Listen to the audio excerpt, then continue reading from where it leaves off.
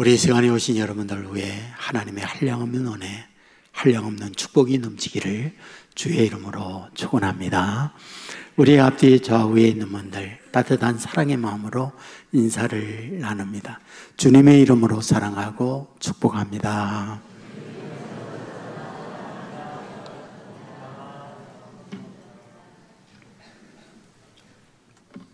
네, 감사합니다.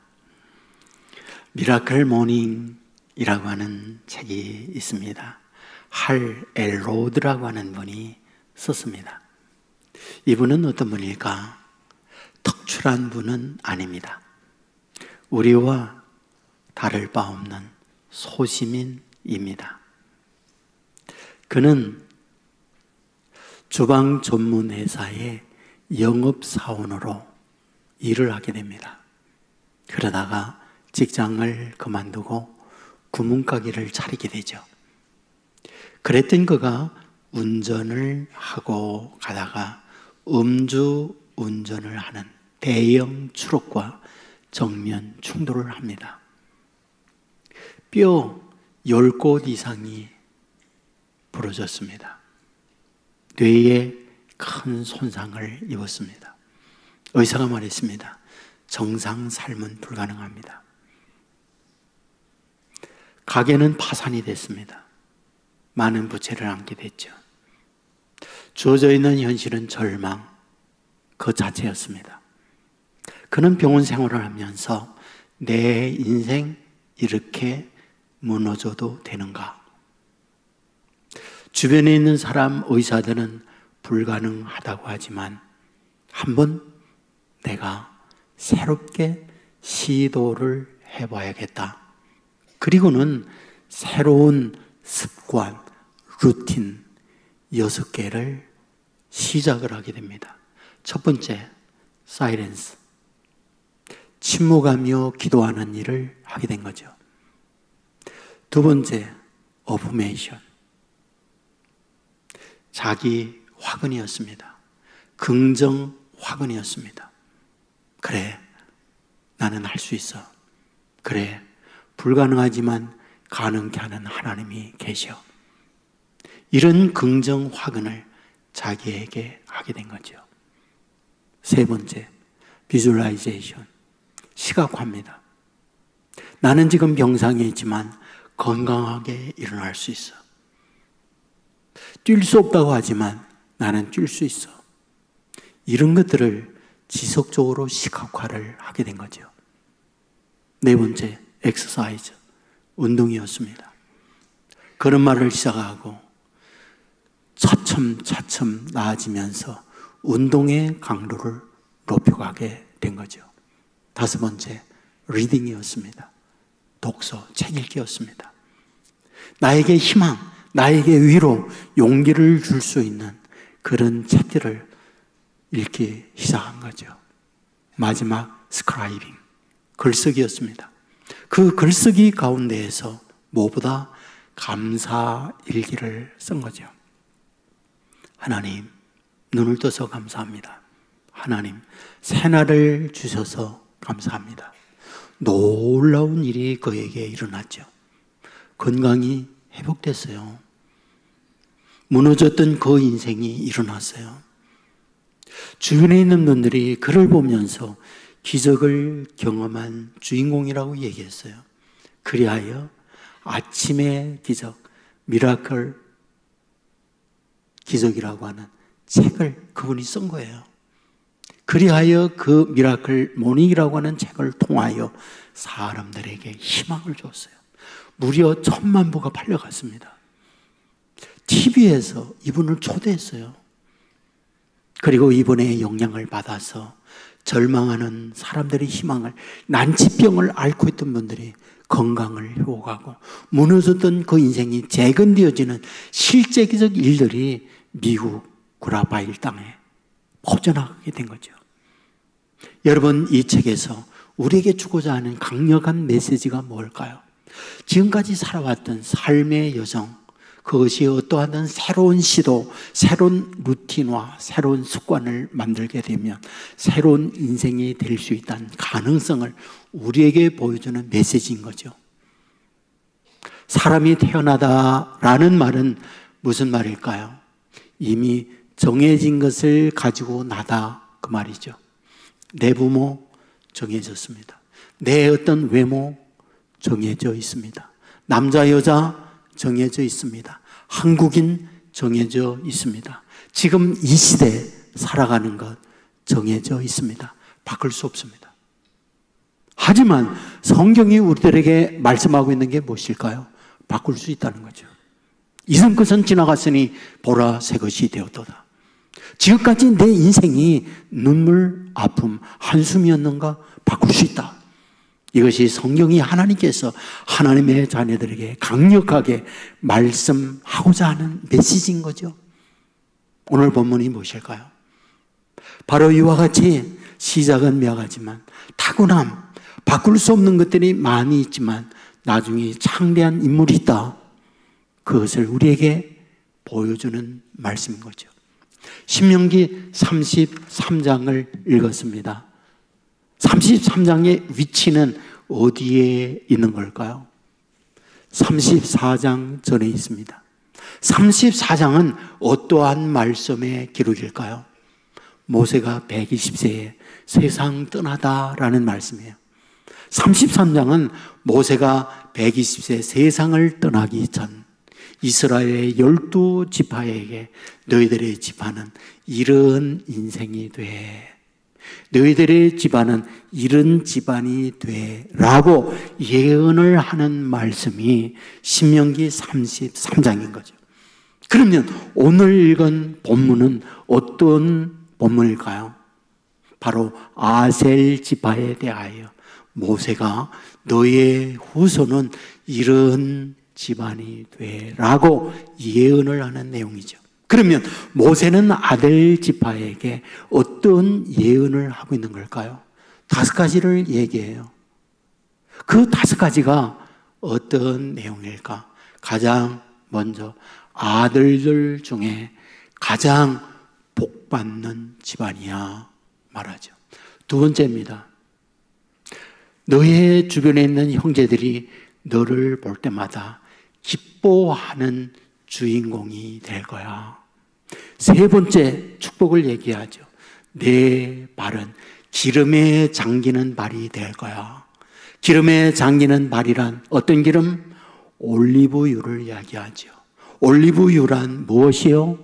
농사하여 농작물이 풍년을 얻고 부자 되는 가문이 된다. 이걸 말씀하고 있는 거지요. 그 다음에 네 번째 복이 있지요. 너의 문빗장은 놋과 철로 만들어 줄 거야. 놋과 철로 문빗장이 된다라는 말은 무슨 말? 외부의 침략으로부터 안전하게 보호해 줄 거야. 너희들은 그 외부에 어떤 공격이 있다 할지라도 눈의 동자와 같이 어미달기 병아리를 품듯 하나님의 보호 아래 있는 후손이 될 거야. 마지막 5번째, 너희들의 살아가는 평생의 능력이 떠나지 아니할 거야. 그 능력이란 어떤 능력? 육체적인 힘이죠. 능력이란 어떤 능력? 경제적인 능력이죠. 능력이란 어떤 능력? 세상의 주의를 갖고 사람들이 무시하지 못하는 위치에 있는 능력이죠. 그 능력만이 아니죠. 삶은 해만 받지 않아요. 삶은 봄날만 사는 게 아니에요. 삶은 언제나 형통한 삶만 사는 건 아니에요. 때로는 실패했어요. 때로는 관계에 아픔으로 눈물을 흘리며 잠 못 자는 고통의 시간도 만나요. 그런데 이런 예상 못한 일을 만난다 할지라도 흔들리지 않는 거죠. 소위 세상 사람들이 말하는 강한 멘탈, 강철 메탈이 되는 거예요. 그리하여 넉넉히 그런 어려움들을 견뎌내는 능력, 누구에게? 아셀 지파 너희들에게 주어진다라고 말씀을 해요. 오늘 이와 같이 모세가 아셀 지파에게 이런 축복을 예언하는 것처럼 저와 여러분에게도 이런 축복이 임하기를 주의 이름으로 축원합니다. 그런데 놀라운 사실이 있어요. 모세만 아셀 지파에게 이런 축복의 예언을 하고 있는 것은 아니다. 신명기 33장과 같이 창세기 49장에도 12지파에게 동일한 예언을 하는 내용이 나옵니다. 야곱이 세상 떠나기 바로 전에 12아들들에게 너희들은 이런 미래가 될 거야 라고 예언을 해요. 그때의 아셀 아들에게 아버지 야곱이 어떤 예언을 하고 있습니까? 너희 먹는 것은 기름진 것을 먹을 것이고 너는 왕의 수라상을 차리는 사람이 된다라고 얘기해요. 기름진 것을 먹는다. 풍성한 물질에 부유한 복을 받는다. 왕의 수라상을 차린다. 왕에게 신임을 얻어서 왕 옆에서 그런 귀한 일을 한다라고 말을 하고 있는 거죠. 놀라운 사실이 무엇인가요? 이 아셀에게 야곱도 그렇거니와 모세도 동일하게 축복을 예언하고 있다. 그런 얘기입니다. 자, 그렇다면 아셀이라고 하는 사람은 어떤 인물이기에 모세도 그렇고 야곱도 그렇고 동일하게 축복을 예언하고 있는 걸까라는 거잖아요. 이 아셀은 야곱의 아들이에요. 알다시피 야곱은 12아들과 한 딸이 있었다는 거 알잖아요. 한 명의 여인을 통하여 13매를 낳는 게 아니에요. 4명의 여자를 통하여 13남매를 낳습니다. 레아라고 하는 여인을 통하여 아들 6에 딸 하나, 라헬이라고 하는 여인을 통하여 아들 2, 그리고 빌하라고 하는 여인을 통하여 아들 2, 실바라고 하는 여인을 통하여 아들 2를 낳습니다. 그렇다면 이 아셀은 누구 여인의 아들이었을까요? 실바입니다. 그러면 이 실바라고 하는 여인이 어떤 여인인데 야곱을 통하여 오늘 본문에 아셀을 낳고 있는 걸까요? 성경은 레아의 몸종, 레아의 노비, 노예였다고 기록을 해요. 노예란 무엇입니까? 자기의 주권, 자기의 재산, 자기의 자유가 허용되지 않는 존재가 노예입니다. 당시 문화는 노예의 자녀는 노예입니다. 대물림 되는 거죠. 그러면 여기에 아셀의 어머니 실바가 노예였다라는 말은 무슨 말? 실바의 부모가 노예였다. 그리하여 노예의 후손으로 태어나서 누구의 노예? 레아의 노예로 지내고 있었다. 성경은 그와 같이 기록하고 있는 거죠. 여러분, 슬픈 것이 무엇인지 아십니까? 야곱과 자기가 원해서 잠자리 한 게 아니에요. 주인 마님 레아가 오늘 밤 야곱에게 들어가. 그래서 같이 자. 그래서 덜컥하고 아이를 낳은 게 아셀이에요. 아십니까? 그 아셀이라고 하는 이름도 그의 어머니 실바가 지은 게 아니에요. 이 실바, 노비의 주인 레아가 자기 노예비 몸종 실바가 아들을 아니까 이름을 아셀이라고 짓습니다. 아셀의 뜻이 무엇입니까? 그 때문에 내가 기쁘다 그 말이에요. 실바가 기쁜 게 아니에요. 아셀을 낳았던 그 어머니가 기뻐서 내 이름 아셀이라고 지은 게 아니에요. 아셀은 어머니 노비의 아들로 태어났습니다. 어릴 때 모르죠. 성장하여 머리가 깨면 어머니 노비구나. 주변에 있는 형제들 보죠. 자연히 비교죠. 그리하여 우울, 자연히 위축, 자연히 소심한 생각을 가지는 것. 그것이 삶이잖아요. 자기의 선택이 아니에요. 타고나 보니 노예의 아들로 태어난 거예요. 그런데 실제 그의 삶은 뭐하다?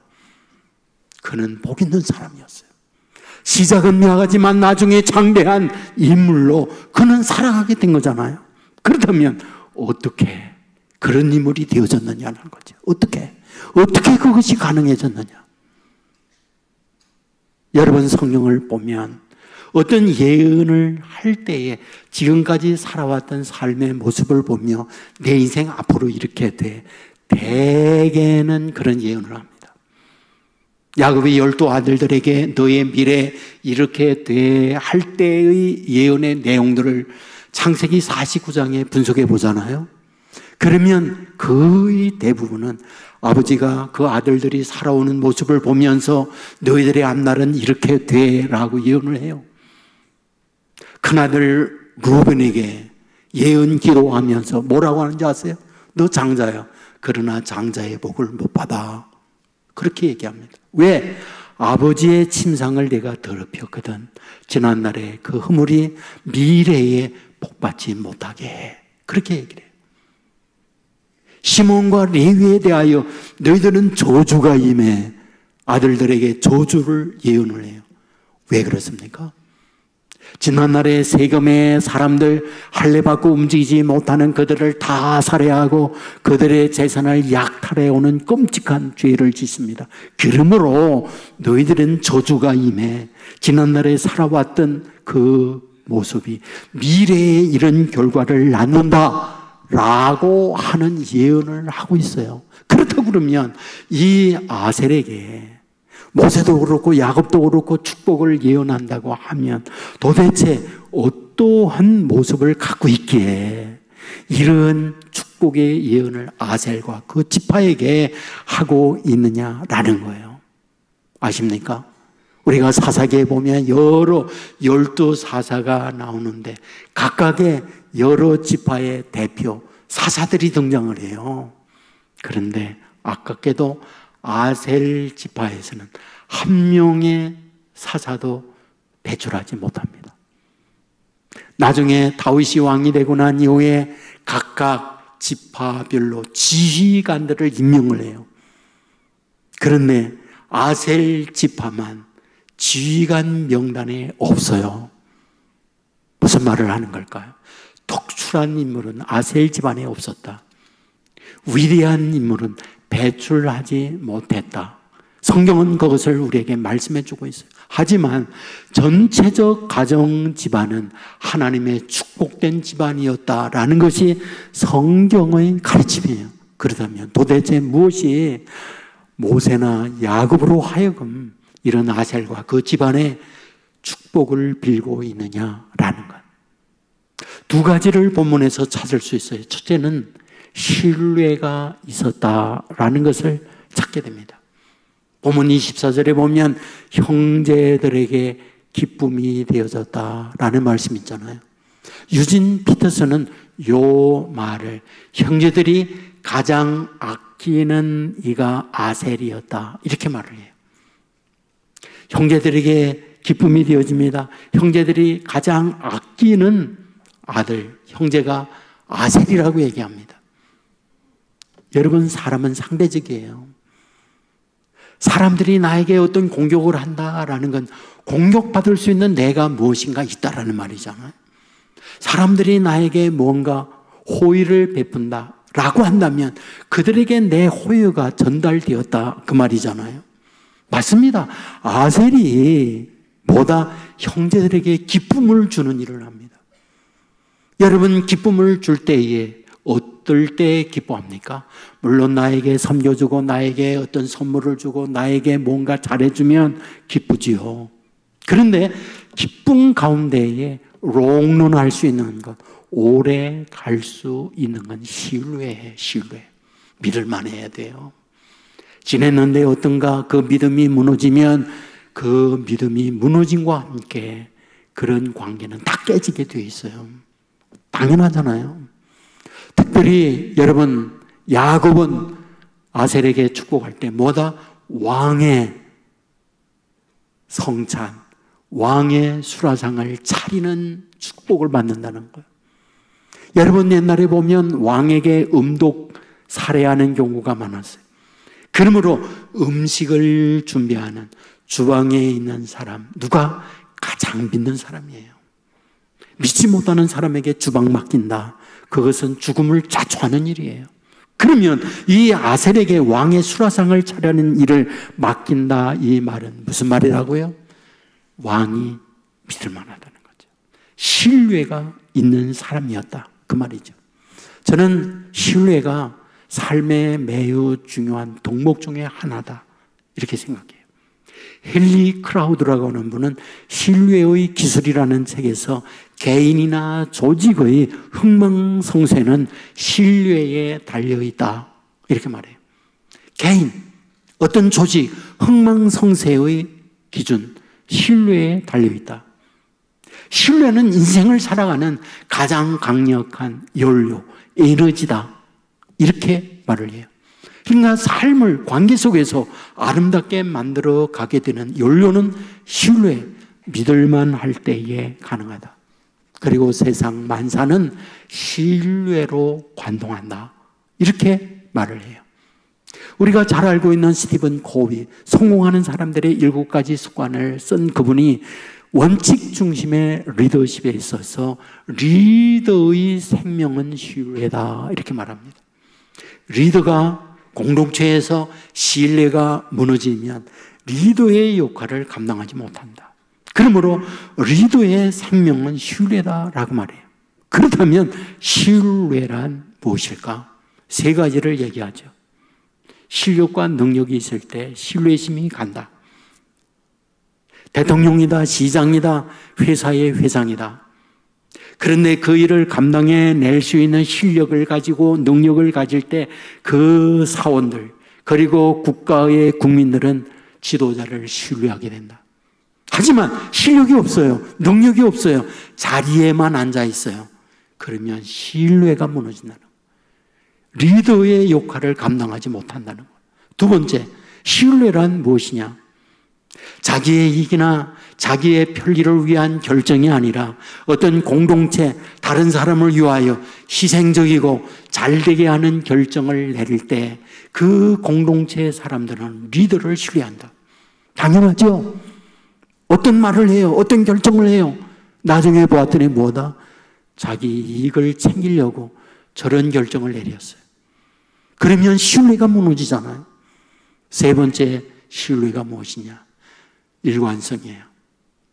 이랬다 저랬다 하는 거 아니에요. 그분의 행동과 그분의 말을 보면 늘 바른 길, 일관성을 가지고 흔들리지 않는 길로 갈 때 사람들은 신뢰하게 되는 거잖아요. 신뢰는 한 번에 이루어지지 않아요. 신뢰는 오랜 날 동안 함께 지내면서 그분의 말, 그분의 행동, 그분의 관계 속에서 얻어지는 가치예요. 아셀이 주변에 있는 형제들에게 늘 같이 있으면 기쁩니다. 같이 있으면 자기의 삶이 기분이 좋아져요. 이와 같은 역할을 누가? 아셀이 하고 있는 거죠. 바로 이런 아셀을 보면서 너는 복 있는 자야 라고 이런 예언을 하고 있는 거죠. 여러분, 사람만 그렇잖아요. 그런 신뢰를 인정 하나님께 받으면 반드시 그런 사람에게 하나님은 하나님의 축복을 허락해 주신다. 믿으시기를 주의 이름으로 축원합니다. 다음 2번째, 아셀에게 무엇이 있었기 때문에 야곱이나 모세는 이런 축복을 말씀하고 있는 걸까라는 거죠. 말씀을 보면 시편 1편과 관련이 되어 있어요. 시편 1편에서 시작을 이렇게 말하잖아요. 복 있는 사람은 악인의 꾀를 쫓지 아니하며 죄인의 길에 서지 아니하며 오만한 자의 자리에 앉지 아니한 자로다, 이렇게 말하죠. 그런데 여기 복 있는 사람이란 어떤 사람? 여기에 히브리어에 아세르라는 단어를 써요. 그러니까 아셀의 명사, 고유 명사형이 형용사형으로 복 있는 사람은 이라고 바뀔 때 아세르라는 단어를 쓰고 있다. 그러니까 아셀과 아세르는 같은 동의어를 쓰고 있다, 그런 말이죠. 그런데 여기에 아세르라고 하는 그 단어를 복이 있는 사람, 좌로나 우로나 치우치지 않고 바른 정도를 가는 사람라고 할 때에 아세르라고 하는 단어를 쓰고 있더라. 그런 얘기죠. 맞습니다. 죄인의 길에 서지 않아요. 악인의 길에 서지 않아요. 오만한 자의 자리에 앉지 아니에요.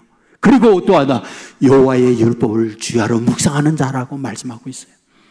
여기에 묵상이라는 말은 소가 되새김질하다는 뜻을 갖고 있잖아요. 그러니까 말씀을 듣는 것으로 끝나지 아니하고 그 말씀에 대하여 루틴화하여 늘 그 말씀을 생각하고 살아가는 그를 아세르, 복 있는 사람이라고 성경은 말하고 있다, 그 말이죠. 바로 그런 이에게 성경은 어떻게 말합니까? 그런 아세르의 삶을 사는 그에게 뭐하다? 시냇가의 심나무가 시절을 쫓아 과실을 맺는 복을 주신다. 그리고 그 행사가 다 형통한 복을 주신다 말씀하고 있는 거잖아요. 여러분, 여기에 아셀이라고 하는 사람은 그런 삶을 산 거죠. 그렇기 때문에 주위에 있는 형제들이 보면서 참 너는 복받을 사람이야. 하나님 역시 이와 같은 아셀을 보며 하나님의 축복을 말씀하고 있는 거잖아요. 여러분, 성경을 보면 아셀의 후손이 실제 그와 같은 삶을 살아갔어요. 우리가 역대하 30장에 보면 다윗이, 히스기야가 왕이 되잖아요. 히스기야는 아버지가 아하스입니다. 아하스는 우상 섬기는 일에 앞장섰어요. 하나님 섬기는 일을 소홀히 하고 여호와의 전을 회파하는 일을 했습니다. 그런데 아버지가 세상을 떠나고 히스기야가 왕이 되면서 아버지와 정반대의 정책을 세웁니다. 우상 제단을 무너뜨려요. 그리고 무너진 여호와의 전을 다시 수축하는 일을 합니다. 여러분, 성전이 다시 깨끗하게 성결이 되어지고 난 이후 가장 먼저 히스기야가 한 일이 뭔지 아십니까? 유월절을 대대적으로 지키는 일이었습니다. 그리하여 유다 나라의 사람들만이 아니라 북쪽에 있는 자기 형제 이스라엘 사람들에게도 유월절을 대대적으로 지키니 초청장을 보내게 됩니다. 그런데 북쪽에 있는 사람, 초청장을 가지고 간 사신에 대하여 어떻게 평가하는지 아십니까? 조롱하고 멸시했다고 그래요. 유월절을 지키자 여호와의 전이 수축되었으니 이곳에 와서 함께 여호와 하나님을 경배하자라고 했더니 북쪽에 있는 사람들이 멸시하고 조롱했다라고 말이에요. 그런데 므낫세 스불론 지파의 사람 몇 명이 나왔어요. 그런데 아셀 지파에 있는 사람들이 앞장서서 나왔어요. 그리고 예루살렘에 겸손한 마음으로 와서 유월절을 지켰다라고 성경은 기록하고 있습니다. 무슨 말입니까? 아셀 지파의 사람들은 하나님을 섬기는 일에 앞장서는 지파였구나라는 걸 성경이 말을 하고 있습니다. 여러분, 거기서로 끝나지 않죠. 누가복음 2장에 가면 아셀 지파가 또 나와요. 누가? 안 나요. 성경은 아셀 지파 바누엘의 딸 안나는 여호와 하나님의 말씀을 중심하여 이스라엘의 회복을 기다리는 자였다. 그리함으로 성전을 떠나지 아니하고 금식하며 기도하는 생활을 했다라고 말씀을 하고 있습니다. 무슨 말입니까? 그의 후손들이 하나님을 섬기는 이 일에 면면이 유지되고 있다는 걸 성경은 말하고 있잖아요. 바로 이와 같이 하나님을 섬기고 나아가는 이 아셀과 그 후손에 대하여 하나님이 축복을 약속을 하고 그 축복을 실제 실현되도록 만들어 준 거죠. 이것이 아셀 지파의 모습이었다고 성경은 우리에게 말씀해 주고 있습니다. 사랑하는 여러분, 성경은 믿음의 사람들이 좋은 습관, 루틴을 가져야 할 것을 우리에게 말씀해 주고 있어요. 우리가 너무나 잘 알고 있는 말씀이잖아요. 항상 기뻐하십시오. 쉬지 말고 기도하십시오. 범사에 감사하십시오. 한 번 하는 게 아니잖아요. 그것을 루틴화하여 생활화하라는 걸 말씀하고 있잖아요. 이것이 너희를 향한 하나님의 뜻이다. 왜 하나님께서 저와 여러분에게 항상 기도해라, 범사에 감사하라, 쉬지 말고 기도하라는 말씀을 왜 하는 겁니까? 이유가 뭐예요? 우리를 잘되게 하고자 하는 하나님의 마음 때문에 그런 거잖아요. 실제 성경을 보면 다니엘은 예루살렘을 향하여 하루에 3번씩 기도하는 일을 쉬지 않았어요. 감사하며 기도했어요. 물론 그것 때문에 사자굴에 던져지죠. 그러나 하나님은 사자의 입을 봉했어요. 그와 같은 다니엘에게 총리가 될 뿐 아니라 나라가 바뀌고 왕이 바뀌지만 변함이 없는 총리 자리를 유지하도록 하나님이 복을 주었던 것 알고 있잖아요. 여러분, 요셉도 그러하지 않나요? 요셉 마음속에 어떤 상황, 신분의 변화가 있다 할지라도 하나님을 섬기는 이 믿음은 놓지 않고 있던 건 알고 있잖아요. 노예가 되어 생활할 때 하나님 앞에 죄 지을 수 없다, 그리하여 유혹을 물리치고 있는 건 알잖아요. 감옥에 갇혀 있을 때 2명의 장관들에게 하나님의 이름으로 꿈 해몽해 주는 걸 알잖아요. 바로 앞에 섰을 때 하나님의 이름으로 꿈 해몽을 해줍니다. 총리가 되어지고 나니요, 자기를 괴롭혔던 형들이 양식을 사기 위하여 왔던 그들에게 요셉이 하는 말, 무슨 말? 형님들이 나를 팔아 여기에 보낸 게 아니라 하나님이 이 때를 위하여 하나님이 이곳에 보냈다고. 하나님에 대한 신앙을 놓지 않는 걸 보게 되잖아요. 맞습니다. 이런 하나님에 대한 신앙 일편단심을 가지고 살아갔던 요셉에게 하나님은 눈을 떼지 않았어요. 하나님은 함께 하셨어요. 하나님은 그 인생을 책임져 주었어요. 하나님은 그에게 잘되도록 길을 열어 주었습니다. 무슨 말입니까? 비록 태어나서 보니 바꿀 수 없는 것들이 너무 많아요. 바꿀 수 없는 것들. 하지만 오늘 본문을 통하여 뭐다? 바꿀 수 있다는 거예요. 시작은 미약하다. 그러나 창대해질 수 있다. 너의 현실, 너의 집안, 너의 갖고 있는 너의 모습 바꾸지 못해. 그러나 하나님은 바꿀 수 있다는 것이 오늘 우리를 통하여 말씀하고 있는 거잖아요. 여러분, 우리에게 약속하고 있는 이 말씀, 하나님께서 야곱을 통해, 하나님께서 모세를 통해 노예의 어머니 아셀로 태어났지만 그의 인생을 복되도록 만들어 주었잖아요. 바로 이런 은혜가 저와 여러분, 저와 여러분의 자녀들에게 임하기를 주의 이름으로 축원합니다. 벤 카슨이라고 하는 분이 계세요. 이분이 어떤 분이냐? 미국의 존스 홉킨스 대학의 소아외과 의사입니다. 이 의사가 뇌암으로 그 누구도 손댈 수 없는 아기의 뇌암을 성공적으로 치료하여 완치시켜 줬어요. 그리고 샴샹둥이 머리가 둘이 함께 붙어 있는 거예요. 누구도 손대지 못하는 것을 세계 최초로 분리 수술을 하여 아이들을 건강하게 만들어 주었어요. 세계 뉴스는 하나님의 손을 가지고 있는 명의라고 칭찬을 했죠. 그런데 벤 카슨은 어떤 인물이었을까요? 남부 노예 후손의 딸로 태어난 어머니예요. 태어나서 보니 아버지의 어머니 아프리카에서 끌려온 노예입니다. 그 후손으로 벤 카슨의 어머니가 태어났어요. 초등학교 못 갔어요. 13살 때 28살 난 사람하고 결혼했어요. 아들 둘을 낳습니다. 둘째로 태어난 아들이 벤 카슨이었습니다. 나중에 보았더니 아버지에게 다른 여자가 이미 있었어요. 그리하여 이혼하여 두 아들을 데리고 남쪽에서 북쪽으로 이사를 가게 됐죠. 살기 어려웠습니다. 흑인이라고 놀랐죠. 그래야 파출부하고 호텔의 일을 하면서 두 아들을 키웁니다. 문제는 아들을 돌보지 못하니까 불량배가 되어져요. 학교에 꼴찌입니다. 멍청이라고 놀립니다. 화가 난 벤 카슨은 칼로 아이의 배를 찔렀는데 허리띠의 버클에 맞아 그 살인을 면하게 됐죠. 바로 이런 아들들을 위하여 벤 카슨의 어머님은 결단하게 돼요.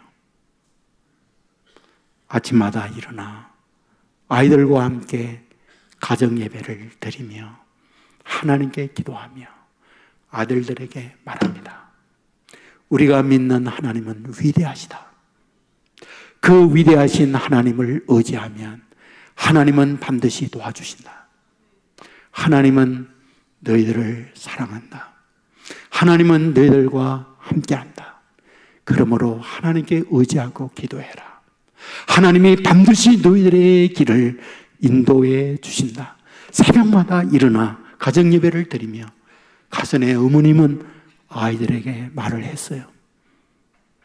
벤 가선은 어른이 되어 의대를 나오고 의사가 되었습니다. 인터뷰를 해요. 그는 얘기하죠. 내 어머니의 조상은 아프리카 사람입니다. 노예로 끌려왔습니다. 노예의 딸로 어머님은 태어났습니다. 학교 문턱에도 가지 못했습니다. 하지만 어머님에게 위대함은 믿음이 있었습니다. 그 믿음을 어릴 때부터 우리에게 말씀해 주었습니다. 하나님은 위대하다. 하나님은 능력이 있다. 하나님이 너희와 함께 하시면 못할 일이 없다라고 말씀해 주었습니다. 비록 흑인의 아들로 노예의 후손으로 태어났지만 하나님은 너희들을 사랑한다고 말씀해 주었습니다. 그 사랑하는 하나님 앞에 의지해라. 하나님께 기도해라. 그리하면 하나님이 너희들을 돕는다. 이 말씀을 어머님은 반복하여 말씀해 주었습니다. 그 말을 우리 마음에 새겼습니다. 그리고 그 말을 믿고 나온 결과 미안하지만 오늘 나를 창대하도록 만들어 주었습니다. 이 고백을 하게 됐던 거죠. 하나님은 여전히 저와 여러분을 사랑하십니다. 하나님은 여전히 저와 여러분의 자녀를 사랑하십니다. 바꿀 수 없는 것들이 너무 많이 있죠. 내 부모 바꿀 수 없죠. 내 신체적 모습 바꿀 수가 없죠. 주어져 있는 현실에 바꿀 수 없는 것들이 하나둘이 아니죠. 하나님은 바꿀 수 있다고 말합니다. 시작은 미약하지만 창백해 한다고 약속하고 있습니다. 아셀 역시 바꿀 수 없는 현실이었죠. 하지만 주변에 있는 분들에게 잘하고자 기쁨을 주고자 그리고 신뢰의 마음을 갖는 사람이 됐던 거죠. 그리고 하나님을 섬기는 이 일을 놓지 않았던 거죠.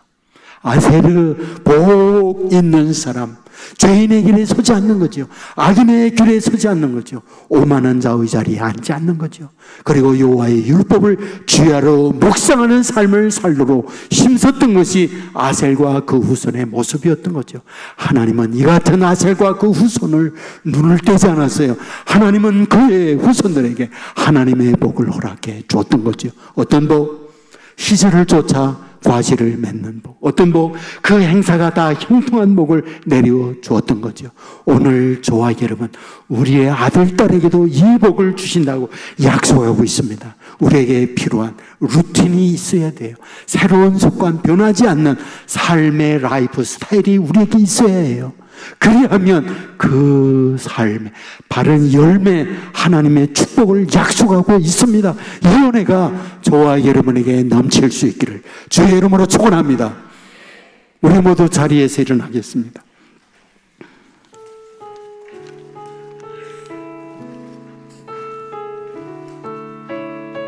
뜻을 생각하면서 찬양하겠습니다.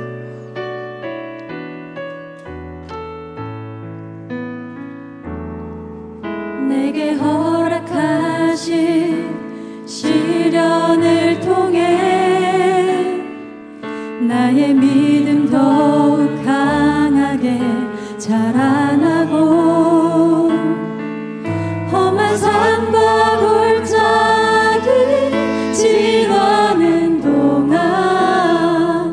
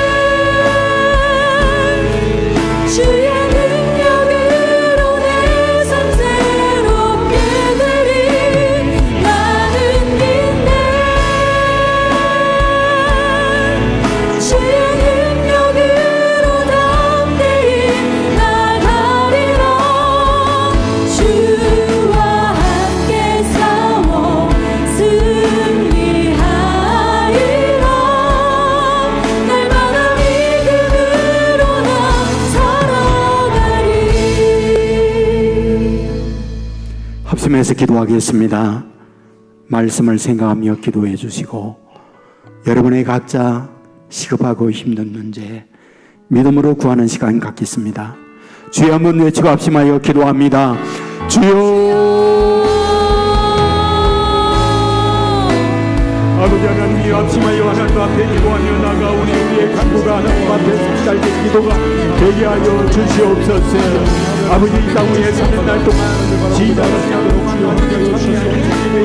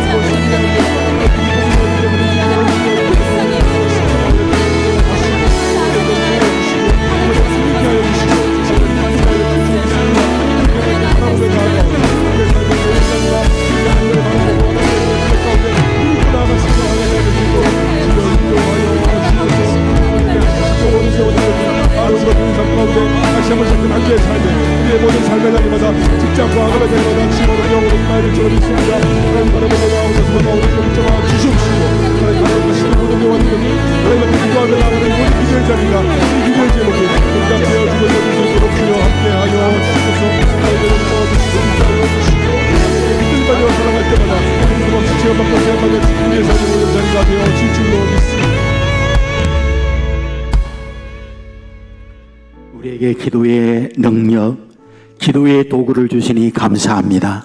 믿음으로 구하는 시간 되어 하나님 앞에 상달된 기도가 되게 하여 주시옵소서. 시작은 미약하지만 나중에 창대하다 약속하고 있사오니 이 같은 복을 우리 모두 받아 누리게 하여 주옵소서. 태어나 보니 바꿀 수 없는 것들이 많이 있습니다. 그러나 하나님은 바꿔주신다 말씀하고 있사오니 이 같은 바꿈의 은혜를 허락하여 주옵소서. 아셀은 노예의 아들로 태어났지만 야곱이나 모세 모두가 축복을 예언하고 있는 것을 보게 되었나이다. 그 축복대로 그의 인생을 살아갔습니다. 그런 축복의 예언을 받을 수 있는 이유는 주변에 있는 모두에게 신뢰의 삶을 살았을 뿐 아니라 어떤 상황, 어떤 형편에 있든지 하나님 중심한 믿음을 갖고 살아가게 될 때에 하나님의 이 같은 인생을 복되게 만들어 주었나이다. 주여, 원하 없는 것은 이 복을 누리게 하여 주옵소서. 아버지의 말씀을 주야로 묵상하는 삶을 살게 하여 주옵소서. 시냇가에 심은 나무가 시절을 쫓아 과실을 맺는 복을 받게 하여 주옵소서. 그 행사가 다 형통한 복을 누리는 주의 자녀들 되게 하여 주시옵소서. 길이요 진리요 생명 되시는 우리 주 예수 그리스도의 은혜와 아버지 하나님의 그 넓으신 사랑과 성령님의 감화, 감동, 축복, 역사, 인도하심이 이 자리에 참여한 주님의 자녀들, 병상에 있는 자녀들, 군에 가 있는 젊은이들, 해외나 지방에 나가 있는 주의 백성들, 선교지에서 복음을 위해 헌신하는 선교사님들, 영상을 통하여 예배에 함께하고 있는 믿음의 가족들, 저들의 가정, 저들의 하는 일, 저들의 앞날 후에 이 자리부터 영원토록 함께 있을지어다. 아멘.